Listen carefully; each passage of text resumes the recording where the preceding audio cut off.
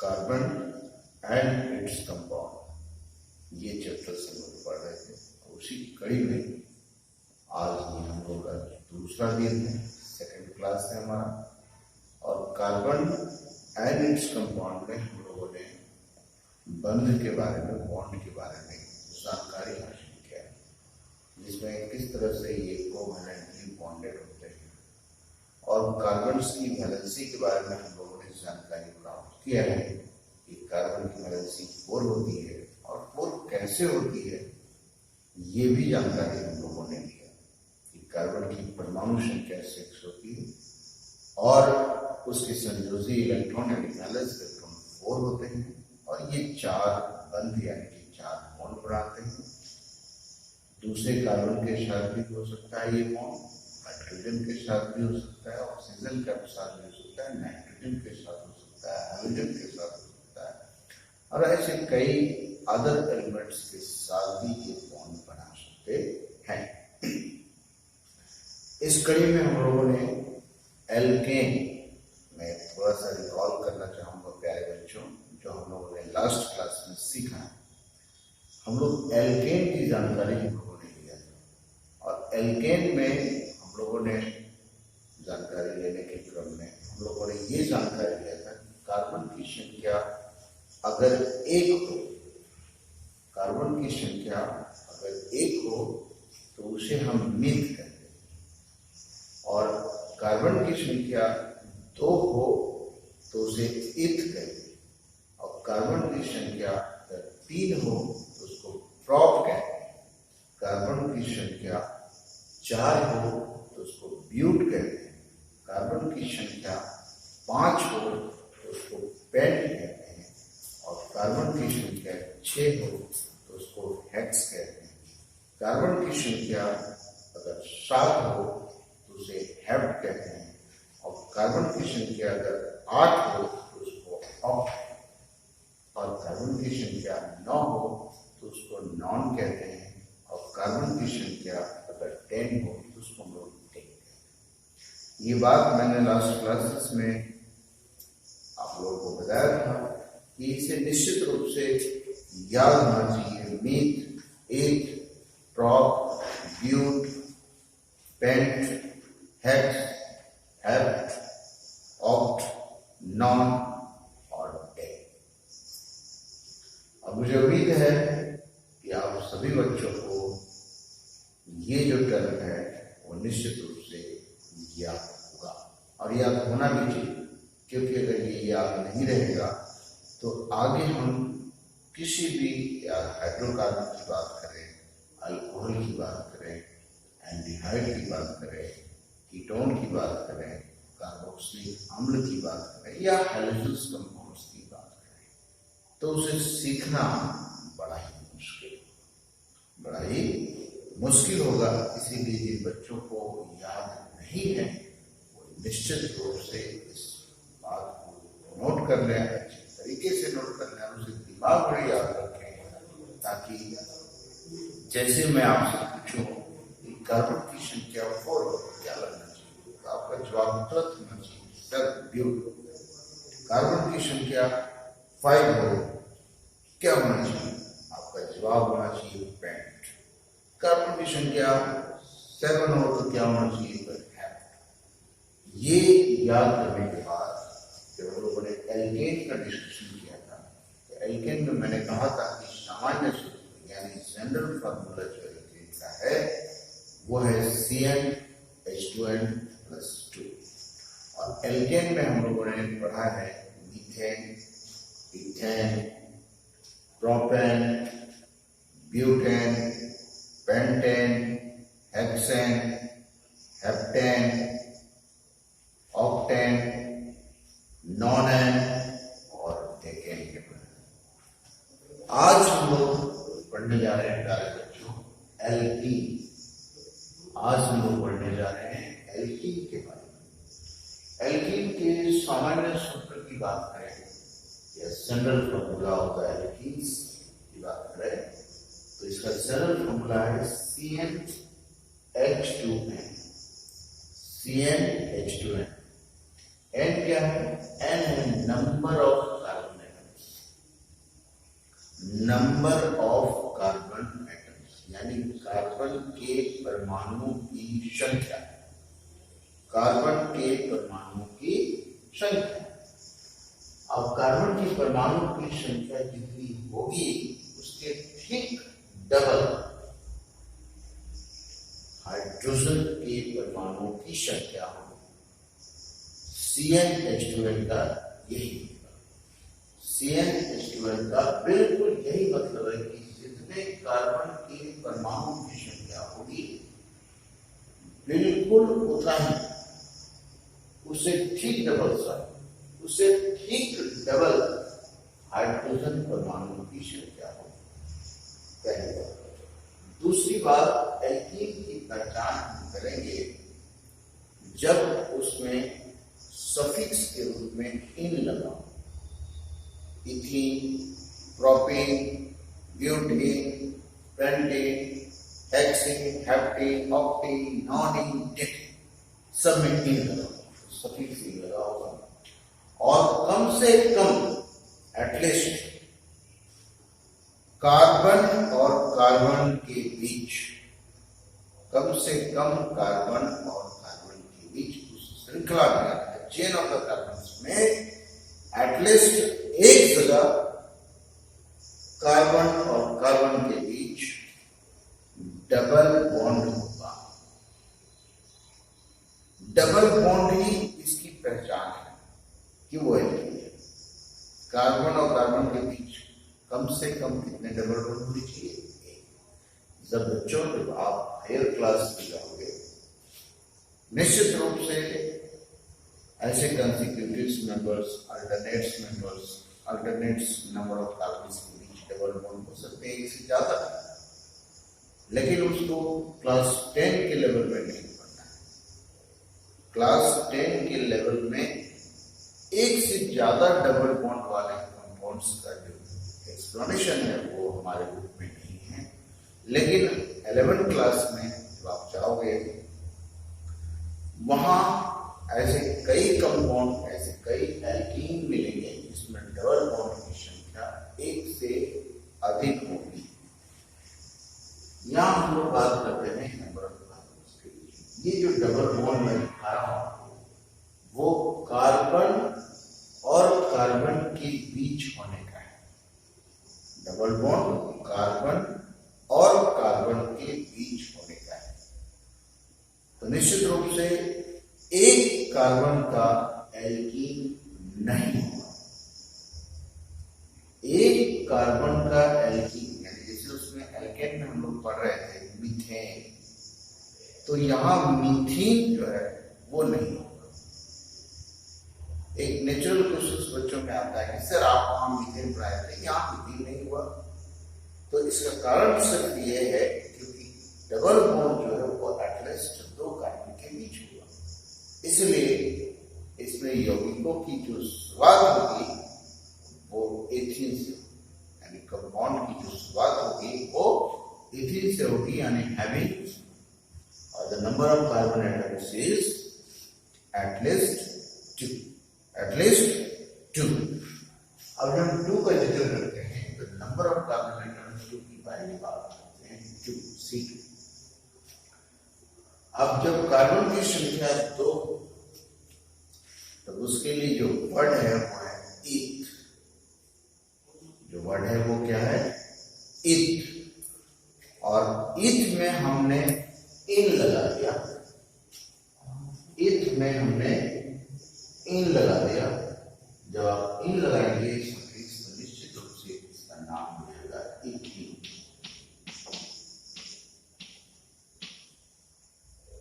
Ethene. और इसकी molecular formula की बात करें तो यहां से हम पुट करेंगे, कार्बन में अगर 2 पुट करते हैं तो हाइड्रोजन कितना हो जाएगा? 2 2 जा 4। यानी जब कार्बन की संख्या अगर 2 हो तो हाइड्रोजन की संख्या 2 2 जा 4। This is the molecular formula of ethene. This is the molecular formula of ethene. जब हम इसकी स्ट्रक्चर्स की बात करें तो सबसे पहले 2 कार्बन को ड्रॉ करेंगे। और दो कार्बन के बीच एक डबल बॉन्ड, ये सिंगल है, ये डबल, दो बॉन्ड। इसके बाद हम इसके चारों ओर देखेंगे। जैसा कि हम लोग जानते हैं या पढ़ चुके हैं कि total number of bond around the carbon atoms. फिर से सुन लो, फिर से बच्चों, फिर से इसे सुनने की आवश्यकता है कि total number of bonds around the carbon, यानी कार्बन के चारों ओर देखेंगे। जब हम कार्बन के चारों ओर देखेंगे तो उसकी बॉन्ड की संख्या एनी हाउ 4 होनी चाहिए। कितनी होनी चाहिए? 4, 4 होनी चाहिए।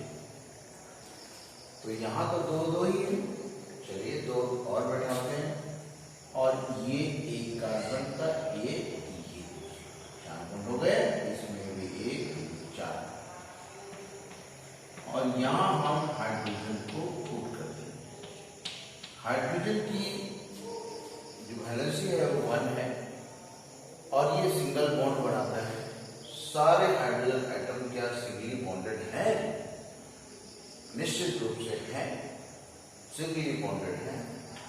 क्या कार्बन के चारों ओर 4 बॉन्ड हैं? निश्चित रूप से हैं। 1 2 3 4, 1 2 3 4। इस कार्बन के राउंड में देखते हैं तो 1 2 3 4, यानी कि ये जो स्ट्रक्चर्स मैंने ड्रॉ किया है वो बिल्कुल सही है।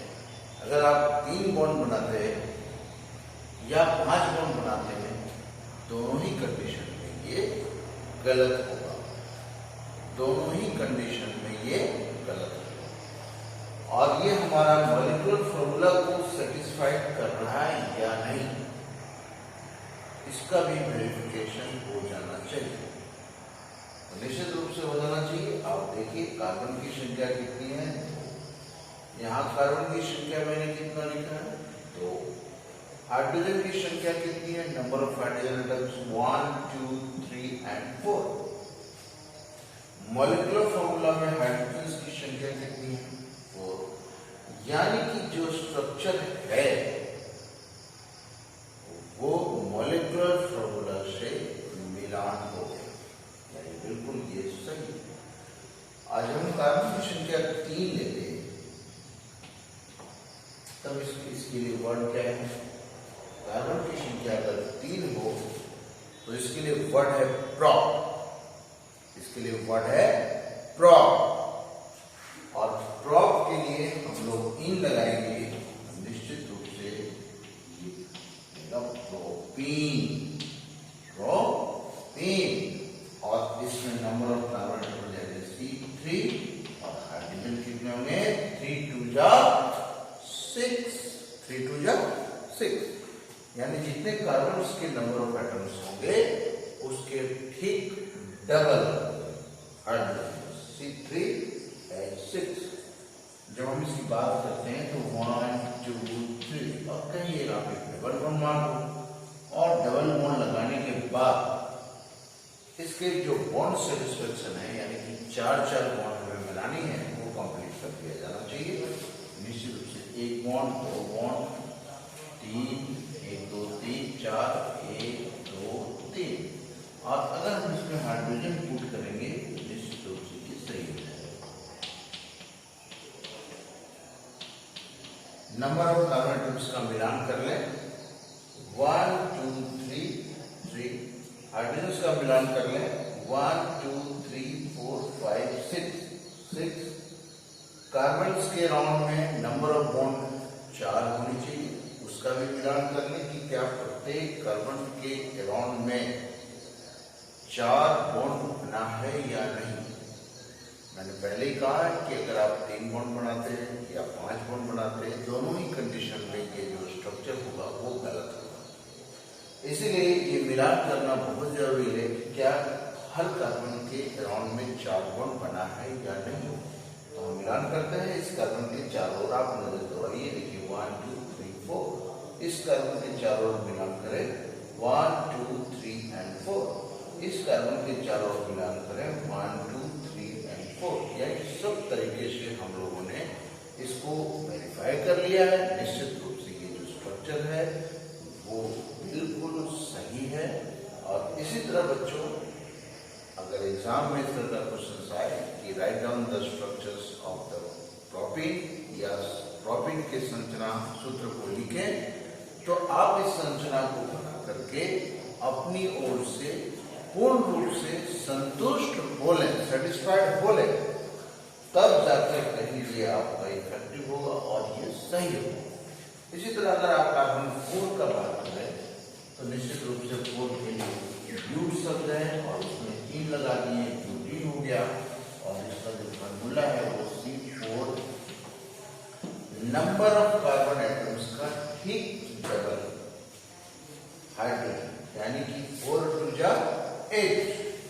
और लिखने का तरीका क्या है स्ट्रक्चर्स का? सबसे पहले आप 4 कार्बन को ड्रॉ करें, इसके बाद किसी भी एक जगह पे आप डबल बॉन्ड दे दें और 4 बॉन्ड को आप सेटिस्फाइड कर दें। आप देखेंगे कि number of carbon, number of hydrogen सारे मिल गए, नंबर ऑफ कार्बन और नंबर ऑफ हाइड्रोजन और नंबर ऑफ बॉन्ड। ये 3 बातों को आपको ध्यान रखना है। क्या क्या ध्यान रखना है? नंबर ऑफ कार्बन एटम्स आप यहाँ से मिलाइए 4, 1 2 3 4। आप यहाँ से मिलाइए हाइड्रोजन की संख्या 8, 1 2 3 4 5 6 7 8। आप बॉन्ड को मिलान कीजिए, तो बॉन्ड को मिलान कीजिए, प्रत्येक कार्बन के बॉन्ड को मिलान कीजिए 4 यानी ये इस तरह से प्यारे बच्चों आप C5 C6 इस तरह करते करते आप C10 तक का स्ट्रक्चर्स घर में बैठ करके बना सकते हैं। इसके बाद हम लोग बात करते हैं एल्काइन का। जब हम एल्काइन की बात करें तो एल्कीन के जैसा ही है, सिर्फ अंतर ये है कि डबल बॉन्ड की जगह पे ट्रिपल बॉन्ड होगा, डबल बॉन्ड की जगह पे ट्रिपल बॉन्ड होगा। ये Y इसमें सफिक्स हो जाएगा। इसका जो सामान्य सूत्र है वो CnH2n -2 है और इन के जगह इसमें सफिक्स लगेगा YNE और डबल बॉन्ड की जगह पे इसका होगा ट्रिपल बॉन्ड, यानी कार्बन और कार्बन के बीच एक ट्रिपल बॉन्ड होने का है एल्काइन। जब एल्काइन की हम बात करते हैं, फिर से आप सुने, एल्काइन में सफिक्स लगेगा YNE और इसका जो जनरल फॉर्मूला है यानी सामान्य सूत्र जो है वो है CnH2n -2 और इसमें जो सफिक्स है वो YNE है और एटलीस्ट जो बॉन्ड होगा वो ट्रिपल होगा, कम से कम कार्बन और कार्बन के बीच एक, कम से कम एक से ज्यादा भी हो सकते हैं, पर वो हमारे क्लास 10 के सिलेबस के अनुसार नहीं है। हायर स्टडी में यानी क्लास 11 में अगर आप जाते हैं तो आप ऐसे एल्काइंस को पढ़ेंगे या पढ़ने का आपको ऑप्शन मिलेगा जिसमें नंबर ऑफ जो ट्रिपल बॉन्डेड यानी ट्रिपल बॉन्डेड की जो संख्या है वो एक से कहीं ज्यादा भी हो सकती है। अब हम लोग इस पर डिस्कस करने जा रहे हैं। नंबर ऑफ कार्बन एटम्स 2 की बात करें तब इसके लिए वर्ड है ईथ और ईथ में हम लगाते हैं YNE suffix. Ethane molecular formula की बात करते हैं तो कार्बन की संख्या 2, हाइड्रोजन की संख्या 2 × 4 और 4 में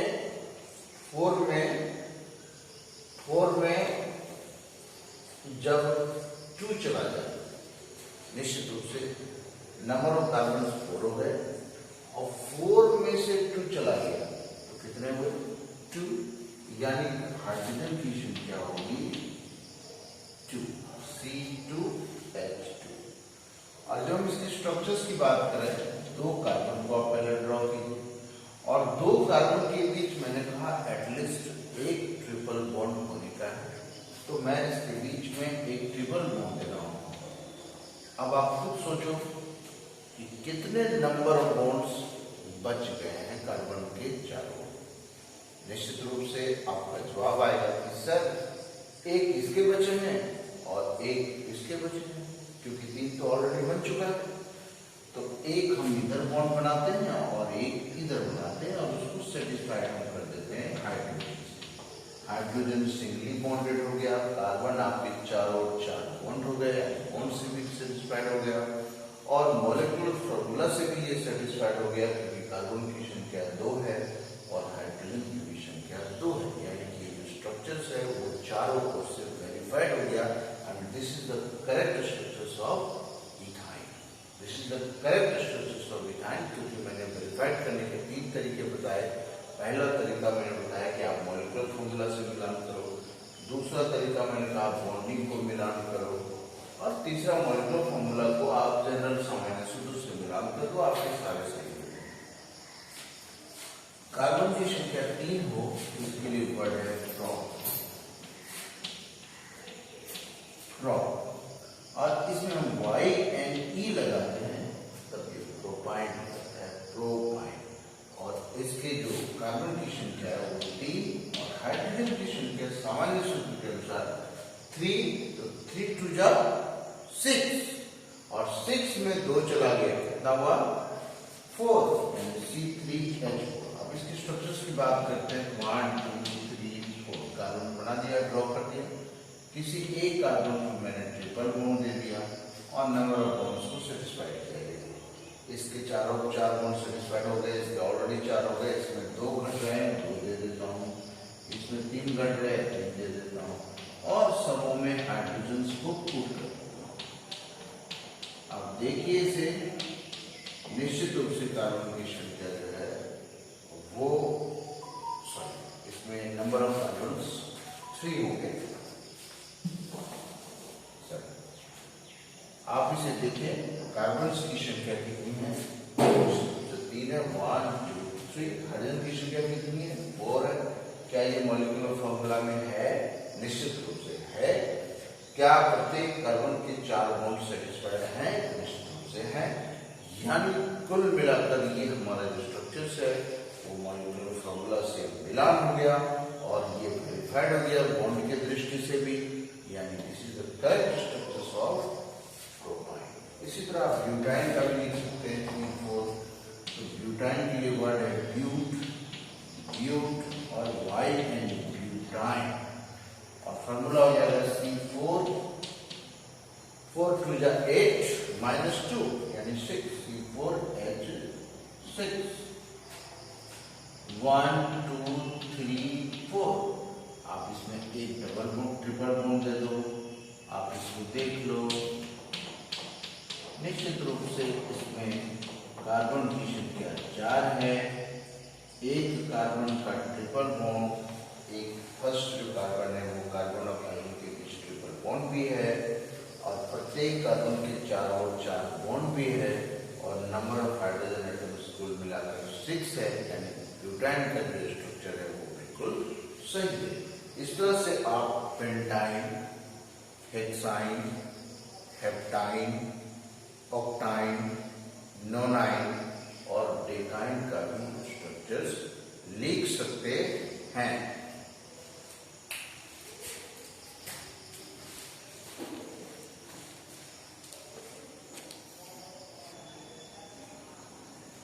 बच्चों, हम लोग प्रकार्यात्मक समूह, प्रकार्यात्मक समूह जिसको हम लोग फंक्शनल ग्रुप कहते हैं, किसी भी ऑर्गेनिक कंपाउंड की जो रिकॉग्निशन होती है, उसकी जो पहचान होती है वो उसके फंक्शनल ग्रुप से होती है। फंक्शन में होता है काम। ऐसे भी हम इंसानों की भी बात करें तो हम लोग कभी किसी इंसान से मिलते हैं तो हम लोग पूछते हैं उसको कि आप क्या करते हैं। जैसे हमसे कोई पूछे कि सर आप क्या करते हैं, तो निश्चित रूप से मेरा जवाब हुआ कि मैं टीचिंग करता हूँ, टीचर। यानी टीचिंग करना ये मेरा काम है। तो इससे हमारी पहचान है समाज में। उसी तरह कोई अगर डॉक्टर है तो उसकी पहचान डॉक्टर से, अगर कोई इंजीनियर है और उसका पेशा इंजीनियर है तो उसकी पहचान इंजीनियर से, क्योंकि वो इंजीनियर है, इंजीनियर का काम होता है।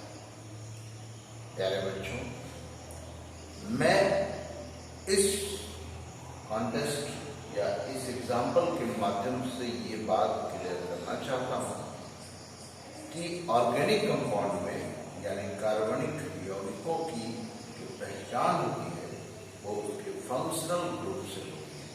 फंक्शनल ग्रुप से उसकी पहचान होती है। जैसे अगर हम बात करें हाइड्रोकार्बन की, तो हाइड्रोकार्बन तो 3 तरह के मुख्य रूप से हमने आपको पढ़ाया, एल्केन, एल्कीन और एल्काइन। अगर हम कहें कि एल्कीन और एल्काइन, एल्केन और एल्कीन, ये दो में क्या होता है, तो निश्चित रूप से आप लोगों का जवाब होगा कि सर दोनों ही हाइड्रोकार्बन है, लेकिन एक में डबल बॉन्ड है और एक में डबल बॉन्ड नहीं। एक में डबल बॉन्ड है, एक में डबल बॉन्ड नहीं। तो मैं पूछूंगा कि बच्चों ये बताओ कि भाई किसमें डबल बॉन्ड नहीं है, तो जिसमें डबल बॉन्ड नहीं है वो एल्केन है, और जिसमें डबल बॉन्ड है वो एल्कीन है, या जिसमें ट्रिपल बॉन्ड है वो एल्काइन है। तो इस तरह से हम हाइड्रोकार्बन की पहचान करें। हाइड्रोकार्बन के अलावा ऑर्गेनिक कंपाउंड्स में जो क्लास 10 है उसमें हम लोग को अल्कोहल पढ़नी है, एल्डिहाइड पढ़नी है, कीटोन पढ़नी है और कार्बोक्सिलिक अम्ल भी पढ़ना है। तो सवाल है कि उसके फंक्शनल ग्रुप क्या क्या है, तो आपको याद रखनी होगी। लिख रहा हूं आपके सामने, अल्कोहल। जब हम अल्कोहल की बात कर रहे हैं तो इसमें केवल कार्बन और हाइड्रोजन एलिमेंट नहीं है, इसके अलावा इसमें ऑक्सीजन भी है, यानी कि एलिमेंट्स की जो संख्या वो 3 है, CH और O, carbon, hydrogen and oxygen. और इसका जो फंक्शनल ग्रुप है वो है OH। इसको हम लोग हाइड्रोक्सी ग्रुप कहते हैं, हाइड्रोक्सी ग्रुप। यानी यदि किसी चेन में, यदि किसी कार्बन के चेन में OH ग्रुप अटैच हो तो निश्चित रूप से उसमें अल्कोहल उपस्थित है। एल्डिहाइड की बात करें तो इसका फंक्शनल ग्रुप है C। अब यहाँ देख लें बॉन्ड को भी ऊपर अल्कोहल का, ऑक्सीजन डबली बॉन्डेड है हाइड्रोजन से। इस कार्बन में एक बॉन्ड मैंने यहाँ दिया है और ये डबल बॉन्ड से ऑक्सीजन अटैच्ड है और टर्मिनेशन हमने हाइड्रोजन से इसका कर दिया, यानी ये ब्लॉक हो गया, इधर चेन आगे नहीं बढ़ सकता है, लेकिन इधर चेन ओपन है। तो इसमें जो भी ग्रुप जुड़ेगा कार्बन नेटवर्क्स का तो वो क्या होगा, एल्डिहाइड होगा। एल्डिहाइड का जो फंक्शनल ग्रुप है वो है CHO। आपकी बुक में शॉर्ट में इस तरह लिखा गया है CHO, लेकिन अगर इसे स्ट्रक्चर्स वे में लिखा जाए तो कार्बन में ऑक्सीजन जो है वो डबली बॉन्डेड अटैच्ड है, हाइड्रोजन सिंगली बॉन्डेड अटैच्ड है, और एक बॉन्ड खाली है जो इस श्रृंखला को आगे बढ़ाएगा, यानी चेन को आगे बढ़ाएगा। इसमें एक कार्बन, 2 कार्बन, 4 कार्बन या एक भी कार्बन नहीं, केवल हाइड्रोजन भी अटैच हो सकता है यहाँ, और ये श्रृंखला को बढ़ा भी सकता है और हाइड्रोजन लेकर के वो एक कार्बन का एल्डिहाइड भी बन सकता है, यानी CHO is the functional group of aldehyde. और जो कीटोन की बात करें, कीटोन का जो फंक्शनल ग्रुप है कीटोन, प्राकृतिक शब्द की जब हम इसका बात करें तो C डबली बॉन्डेड ऑक्सीजन है और इसके दोनों साइड ओपन है। दोनों साइड ओपन का मतलब होता है कि एटलीस्ट इसमें जो कंपाउंड जो बनेंगे उसमें कार्बन की जो संख्या होगी एटलीस्ट वो 3 होगी। एटलीस्ट कितनी होगी, 3 होगी, यानी दोनों ओर कम से कम एक कार्बन होगा, और इसके बाद ये चेन आगे भी बढ़ सकता है। अगर इस तरह का ग्रुप अगर अटैच हो किसी श्रृंखला में तो निश्चित रूप से वो क्या होगा, इसे शॉर्ट में CO भी लिखा जाता है। और कीटोन के बाद एक और फंक्शनल ग्रुप हम लोग को पढ़ना है, कार्बोक्सिलिक अम्ल।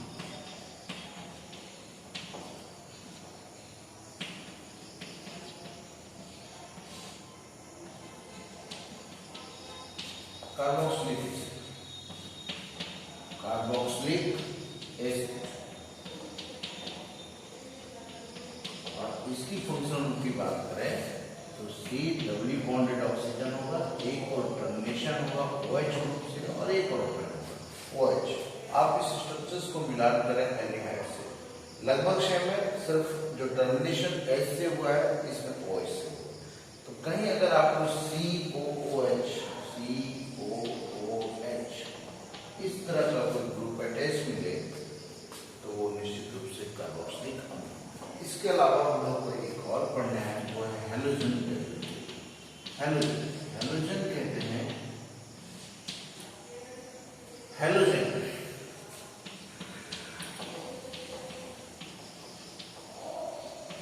Fluorine, chlorine, bromine and iodine. अब इसी परमाणु संख्या की बात करें तो 9, 17, 35 एंड 53। और इसके वैलेंस इलेक्ट्रॉन की बात करें तो निश्चित रूप से सबों का वैलेंस इलेक्ट्रॉन 7 है। तो आप खुद समझ सकते हो कि जिसके वैलेंस इलेक्ट्रॉन 7 हो उसे सिंगल बॉन्ड बनाने की आवश्यकता है, क्योंकि ऑक्टेट कंप्लीट करने के लिए इसे एक इलेक्ट्रॉन की केवल आवश्यकता है। यानी ये सारे X इस तरह का ग्रुप हो, X इस तरह का X सिंगली बॉन्डेड अटैच्ड हो किसी कार्बन श्रृंखला में, कार्बन चेन में, तो उसे हम लोग हैलोजन डेरिवेटिव्स के नाम से जानते हैं। और ये X क्या हो सकता है? ये X हो सकता है क्लोरीन, क्लोरीन, ब्रोमीन और आयोडीन। इस तरह से ये सारे फंक्शनल ग्रुप हुए। और इसके अलावा फंक्शनल ग्रुप के अलावा एक और बहुत ही महत्वपूर्ण टॉपिक है जो हम लोग आज पढ़ने जा रहे हैं, वो है समजातीय श्रेणी, यानी होमोलोगस श्रेणी। समजातीय श्रेणी, होमोलोगस श्रेणी, समजातीय श्रेणी।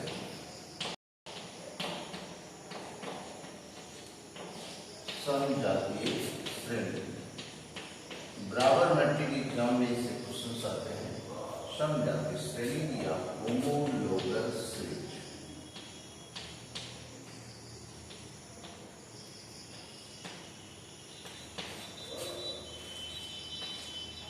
होमोलोगस श्रेणी में कार्बनिक यौगिकों की श्रृंखला के लगातार सदस्यों का मतलब होता है कंसिक्यूटिव मेंबर्स, यानी कि इसमें कार्बन की संख्या 1 हो, उसके बाद हम उसे नोट करेंगे 2 वाले को, फिर 3 वाले को, फिर 4 वाले को, नहीं लगातार, यानी जो सीक्वेंस है वो ब्रेक नहीं होनी चाहिए। तो एक ही फंक्शनल ग्रुप के अगर हम लगातार मेंबर्स को ड्रॉ करते हैं या लिखते हैं, उसके मॉलिक्यूलर फॉर्मूला को लिखते हैं, तो उनके मॉलिक्यूलर फॉर्मूला के बीच का जो अंतर है वो CH2 होना चाहिए। कितनी होनी चाहिए? CH2। और अगर मॉलिक्यूलर मास के दृष्टि से देखा जाए तो कार्बन का मॉलिक्यूलर 12 + 1 + 1 यानी कि 14, मॉलिक्यूलर मास 14 का अंतर होना चाहिए। CH2 का अंतर होना चाहिए किसके बीच?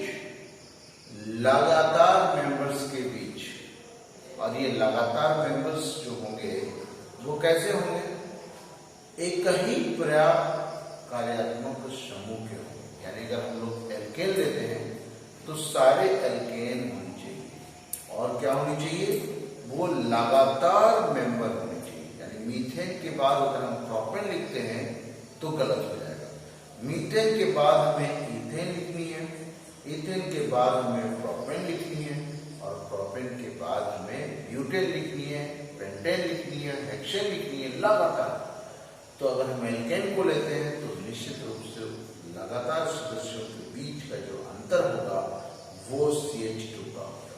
एल्कीन की बात करें तो भी CH2 होगा, अगर हम एल्काइन की बात करें तो भी CH2 होगा, और यदि हम लगातार सदस्यों के अल्कोहल की बात करें, एल्डिहाइड की बात करें, किसी की भी बात करें, तो निश्चित रूप से लगातार सदस्यों के बीच का जो अंतर होगा वो CH2 का होगा। लगातार सदस्यों के बीच का जो अंतर होगा वो क्या होगा? CH2 का अंतर होगा। जैसे हम एल्केन का एग्जाम्पल लेते हैं, आपके सामने एल्केन, अब लगातार मेंबर हम लिख रहे हैं, this one is methane, this one is ethane, this one is propane, this one is butane, this one is pentane। Methane, ethane, propane, butane और पेंटेन, अभी दोनों का बीच का अंतर हम देखिए आप CH2 का अंतर होगा, इस दोनों का अंतर आप देखो CH2 का होगा, इस दोनों का बीच का अंतर देखो आप CH2 का होगा, ये दोनों के बीच का अंतर देखो आप CH2 का होगा। देख लीजिए आप काउंटिंग करके, तो नंबर ऑफ कार्बन 1 है, यहाँ 2 है, यहाँ हाइड्रोजन 4 है, यहाँ हाइड्रोजन 6 है, क्या अंतर हुआ भाई? 2 का अंतर हुआ। यहाँ क्या अंतर हुआ आप देखिए, नंबर ऑफ कार्बन 2 है, यहाँ नंबर ऑफ कार्बन 3 है, तो 2, 1 का अंतर, 1 कार्बन और हाइड्रोजन 2, यानी CH2 का अंतर हुआ। लेकिन सारे के सारे क्या है? एल्केन। अगर हम एल्कीन की बात करें, अगर हम एल्कीन की बात करें,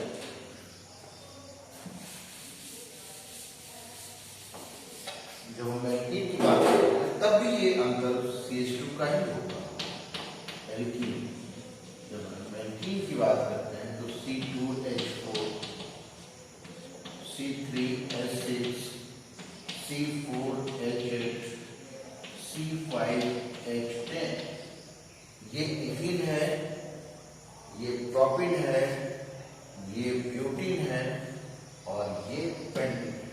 अब इसका अंतर हम देखते हैं, ये आप देखें CH2 का अंतर, ये आप देखें CH2 का अंतर, ये आप देखें CH2 का अंतर, यानी CH2 का डिफरेंसेस आ रहा है। और जब CH2 का अंतर है यानी कि ये होमोलोगस सीरीज में अरेंज है, इसे ही हम समझाते के नाम से। इसके कई एग्जाम्पल हैं, एग्जाम में आप एल्केन का एग्जाम्पल दे दोगे सेटिस्फाइड। अगर आपके पास समय है तो आप एल्केन, एल्कीन, एल्काइन तीनों का एग्जाम्पल दे सकते हैं। एल्काइन का भी एग्जाम्पल देकर हम लोग उसको चेक करते हैं कि क्या CH2 का अंतर है या नहीं। एल्काइन, इसके लगातार सदस्यों को मैं ड्रॉ कर रहा हूं। Alkyne C2H2 ethyne, C3H4 propyne, C4H6 butyne, C5H8 pentyne. अब इसके अंतर CH2 का ही अंतर है, निश्चित रूप से CH2 का अंतर होगा और यही कहलाएगा होमोलोगस सीरीज। क्या कहलाएगा ये? होमोलोगस सीरीज, यानी समान क्रियात्मक समूह के लगातार सदस्यों के बीच का जो अंतर होगा वो क्या अंतर होगा? CH2 का। ये इथाइन है, ये प्रोपाइन है, ये ब्यूटाइन है और ये पेंटाइन है। ये पेंटाइन है, निश्चित रूप से इसके जो अंतर है वो CH2 का है। बात करें, अगर हम अल्कोहल की बात करें तो अल्कोहल को भी आप चेक करो तो निश्चित रूप से इसमें भी लगातार सदस्यों के बीच का जो अंतर है वो CH2 का ही होगा। आप लगातार मेंबर्स को बैठा होता रहा आपके सामने। This one is methyl alcohol, this is ethyl alcohol, propyl alcohol और ये ब्यूटाइल अल्कोहल। अब इसको चेक करते हैं कि क्या लगातार मेंबर्स के बीच का जो अंतर है वो CH2 है या नहीं। तो आप देखो है, आप इसकी मिलान कर लो, है तो निश्चित रूप से CH2 का अंतर। मुझे मिलान कर रही है कि क्या ये CH2 का अंतर है या नहीं। आप इसमें चेक करो, कार्बन की संख्या 1, यहाँ कार्बन संख्या 2, यानी हाइड्रोजन का डिफरेंस हो गया एक कार्बन का। हाइड्रोजन को सेटिस्फाई करो 3 और 1 4, और यहाँ 5 और 1 6, यानी कि हाइड्रोजन का अंतर 2, ऑक्सीजन सेम टू सेम, यानी CH2 का अंतर है। ये हुआ अल्कोहल, और ये अल्कोहल के ये होमोलोगस स्विच हुए। इस तरह से हमें जो एग्जाम में जो क्वेश्चन आएंगे वो बच्चों मैं बता दूं आएंगे कि संरचना सूत्र लिखें प्रोपाइन का, ब्यूटाइन का, हेक्साइन का या प्रोपीन का, या प्रकार्यात्मक समूह से जुड़े बात रहेंगे तो निश्चित रूप से इस तरह के क्वेश्चन आते हैं 1 मार्क्स का कि अल्कोहल का प्रकार्यात्मक समूह क्या है। तो आप जानेंगे तो लिख देंगे OH। पूछा जाएगा कि एल्डिहाइड का फंक्शनल ग्रुप क्या है, तो आप जानेंगे तुरंत लिख देंगे CHO। कीटोन का क्या है तो CO। कार्बोक्सिलिक अम्ल का क्या है तो COOH। तो मुझे प्यारे बच्चों, मुझे विश्वास है कि आज हम लोगों ने एल्कीन, एल्काइन के स्ट्रक्चर्स के बारे में पढ़ा, और साथ ही साथ हम लोगों ने प्रकार्यात्मक समूह के बारे में पढ़ा, और लास्ट में हम लोगों ने समजातीय श्रेणी यानी होमोलोगस स्विच के बारे में पढ़ा। मुझे उम्मीद है कि इससे जुड़ी जो भी वर्क आएंगे, जो भी क्वेश्चंस रहेंगे एग्जाम में, आप निश्चित रूप से इसे अच्छे तरीके से कंप्लीट करेंगे।